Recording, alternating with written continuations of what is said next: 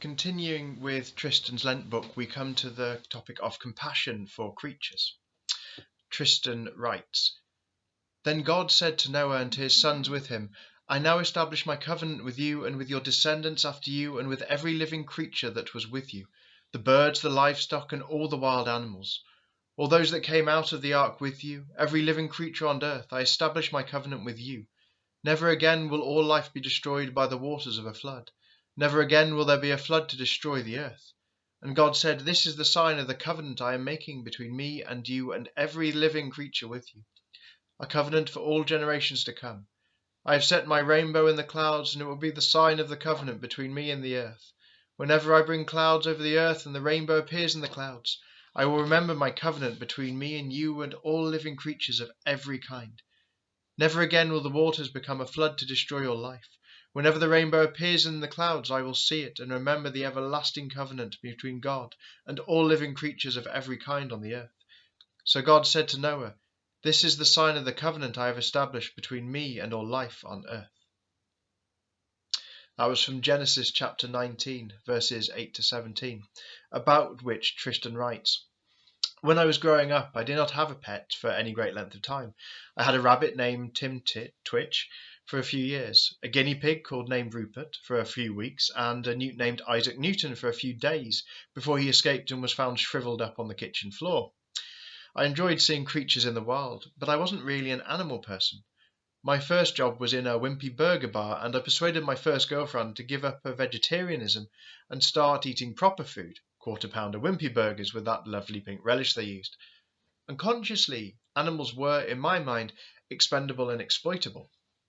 They were things given us by God to be eaten, worn, and used for our own purposes, however selfish and self-centered those purposes may be.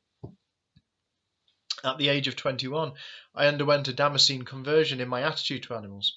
At the root of this transformation was today's passage, and I remember the scales falling from my eyes as I read it. It became clear to me that Scripture's ethical demands had far-reaching implications and went beyond simply caring for our own species. After all, the covenant between God and his people in the Old Testament, which then became a covenant between God and us all in the New Testament, is not simply about humankind. One of the most striking aspects of the Noahic covenant is that it is made between God and all living creatures of every kind on the earth, including the birds, the livestock, and all the wild animals. As if to hammer this home, that fact is mentioned 5 times in this short passage alone. With this realization, my view of Jesus' teaching on love was completely transformed. It suddenly became obvious to me that our call as Christians to compassion and care should not simply include our human brothers and sisters, but should embrace all living things. In the Middle Ages, Francis of Assisi had famously brought this to the attention of fellow Christians in his kindness toward all living creatures, and in speaking of brother, sun, sister, moon. In the 20th century, the doctor and theologian Albert Schweitzer summed up this concept in the phrase, reverence for life. Yet in so many matters concerning non-human life, we Christians have our faith boxed up. We certainly unpack it, and it comes out when we are considering personal morality and social injustices, but other issues such as animal rights are seen as secular concerns that are quite distinct from our faith. Compassion, though, compels us to view each living thing as part of God's kingdom and insists that we ask difficult yet urgent questions about our environment and the creatures that inhabit God's creation. Why are animals treated so poorly? What can we do to ensure animals are treated better? How can we personally live out our compassion and love towards the natural world? How should Christians react to mass extinction of species on land and sea? What implications does reverence for life have on the challenge of climate change? When it comes to such questions, not least with issues of intensive farming, laboratory experiments, live exports, and other questions of animal rights, the old adage, "this is the way it's always been," is no longer an acceptable excuse. As Christians, we are challenged to question what we've been taught, to consider the biblical imperative to value our fellow creatures and to view everything in the light of Jesus' compassion. Creation itself will be liberated from its bondage to decay and brought into the freedom and glory of the children of God, writes Paul in his epistle to the Romans. But our faith is not just about viewing the world in a certain way, it's also about changing the world. We need to live out the gospel, not simply to think and talk about it. Each one of us needs to work out personally how much this call to a wider compassion will impact on our everyday lives.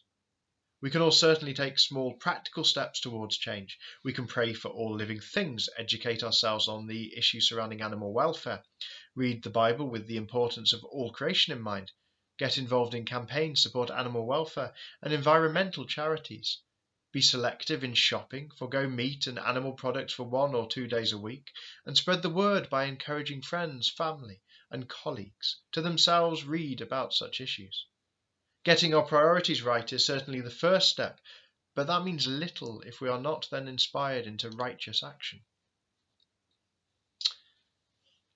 For the reflection on this, Tristan writes, or instructs and asks us to research some issues around animal welfare and care for the environment by spending some time browsing through the internet pages of animal and environmental charities. Some to consider are the WWF, Greenpeace, and Christian charities like A Rocha, the SARX, or the Anglican Society for the Welfare of Animals. Now take some time to pray about some of these issues that you have read about. If you don't have access to the internet, spend time in prayer for all creatures, great and small, and for a transformation of attitudes and actions towards them.